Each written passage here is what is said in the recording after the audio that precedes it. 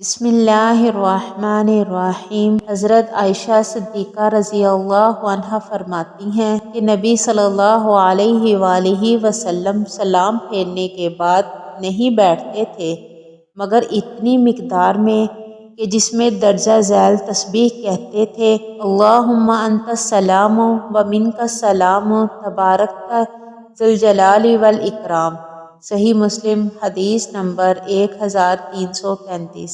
حضرت ابن عمر رضی اللہ عنہ فرماتے ہیں کہ ہم رسول اللہ صلی اللہ علیہ وآلہ وسلم کے ساتھ نماز پڑھ رہے تھے کہ جماعت میں سے ایک آدمی نے کہا، اللہ اکبر کبیرا والحمد للہ کثیرا سبحان اللہ بکرۃ و اصیلا۔ رسول اللہ صلی اللہ علیہ وآلہ وسلم نے فرمایا، اس طرح کے کلمات کہنے والا کون ہے؟ جماعت میں سے ایک آدمی نے عرض کیا، اے اللہ کے رسول، میں ہوں۔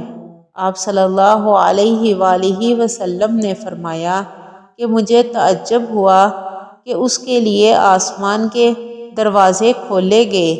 حضرت ابن عمر رضی اللہ عنہ فرماتے ہیں کہ میں نے ان کلمات کو پھر کبھی نہیں چھوڑا جب سے اس کے بارے میں نے رسول اللہ صلی اللہ علیہ وآلہ وسلم کو یہ فرماتے ہوئے سنا۔ صحیح مسلم حدیث نمبر 1358۔